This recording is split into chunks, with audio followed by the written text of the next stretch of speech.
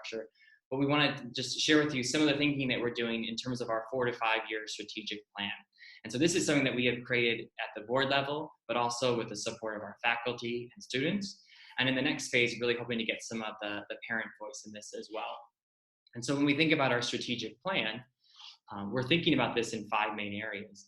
The first to be around the Dalton student, so ensuring that at every stage of their Dalton pathway, from age 1 to grade 12, that they're having the highest quality of learning, and that we continue to expand the ways that we can meet the needs of individual learners. So I mentioned the LEAD program early on, but being able to really expand the types of ways that we can support each individual child.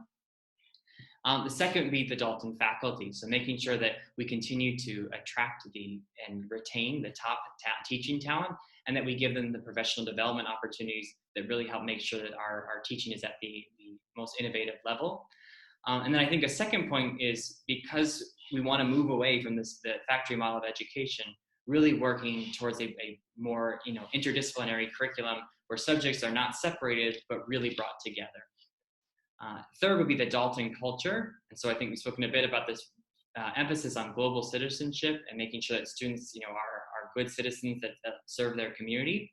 But third is also a focus on school pride. And so something that's happening right now that we're excited about is our reading extravaganza competition. But being able to do more things like that, where students are really kind of excited about being a DSHK student, being able to talk about it with people that they meet on the street. And so the little kind of friendly competitions we think are great ways to help build up that school pride. The next is the Dalton infrastructure. So we've spoken a lot about campus expansion, but then also thinking about making sure that not only is the teaching and learning and the facilities at the highest level, but also making sure that everything behind the scenes, all of our administrative and operational systems, are as strong as possible. And then our fifth area would be around the Dalton Trajectory. So this is one I'll talk a little bit more about here to close out. So the first would be around financial sustainability.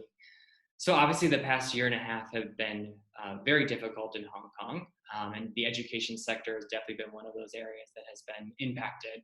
And so as we think about becoming a more and more financially sustainable organization, we are very fortunate to be supported by our corporate sponsors, but we do want to get more and more to being self-sufficient here.